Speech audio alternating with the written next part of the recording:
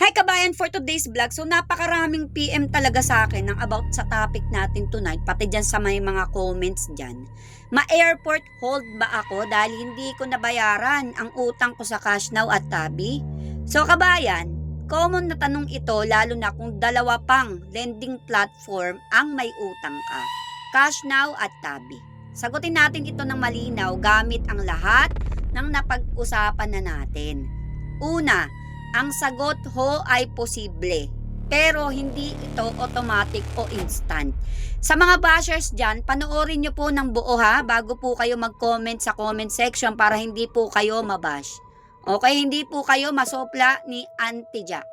Okay, parehong Cash Now at Tabi ay dumadaan ho sa parehong legal framework sa ilalim ng UAE Civil Procedures Law bago pa man maisakatuparan ang travel ban. Walang shortcut kahit dalawa ang lender mo, okay?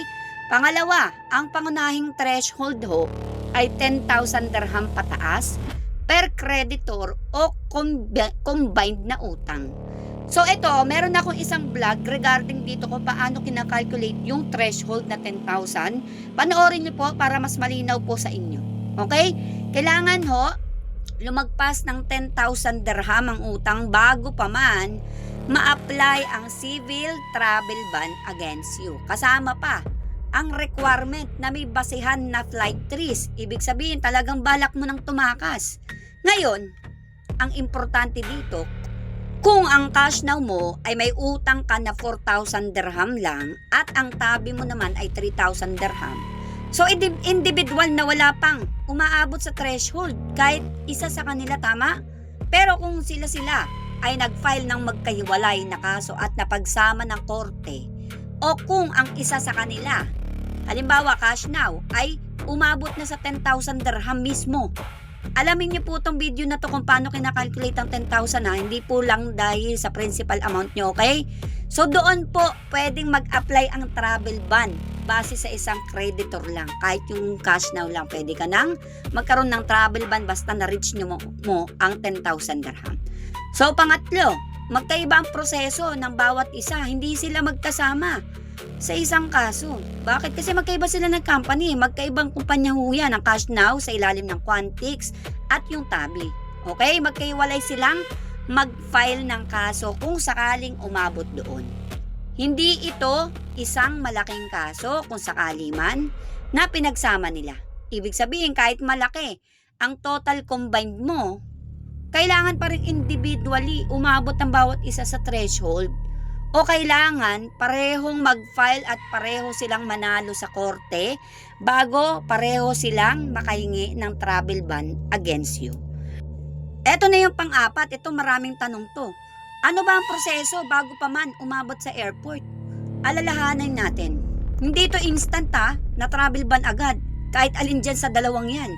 Kailangan munang una, gawin nilang internal collections. Tawag, text, demand letters. Pangalawa, pag-file ho ng formal civil case. Pangatlo, pagproseso ng korte at judgment.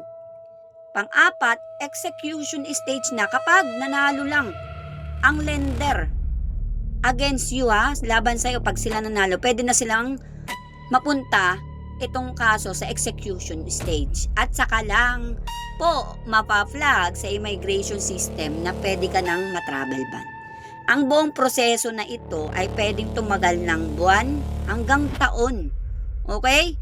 Panlima, ano ang mas malaking factor? Ang halaga o ang tagal ng default?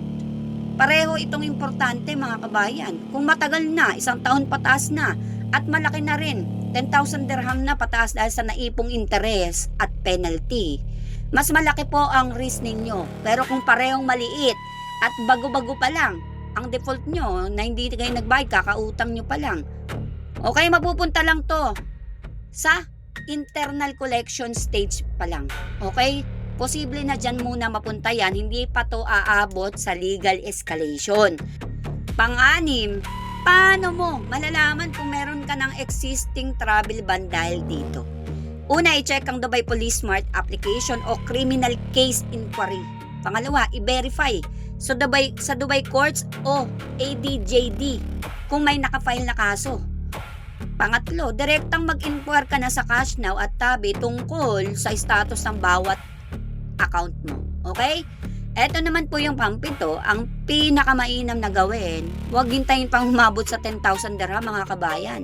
Ang isa man sa mga ito proactive po kayo makipag-usap sa parehong lending company para sa restructuring o settlement. Lalo na kapag lumaki na ho yung dalawang yan, i-prioritize nyo po yung mas malaking utang at kung kaya nyo namang isettle ng paunti-unti ang mas maliit. Okay, unahin nyo po yung malaking utang, tapos isettle nyo paunti-unti yung maliit yung utang. Sa madaling salita mga kabayan, hindi automatikong double risk ang pagkakaroon ng utang sa dalawang platform dahil magkahiwalay silang company na may sariling proseso ho. Pero ang totoong risk ay tumataas kung patuloy mong pinababayaan ang parehong utang dahil sa tuwing tumataas ho ang interest at penalty sa bawat isa, mas malapit silang umabot sa 10,000 dirham threshold ng magkasabay.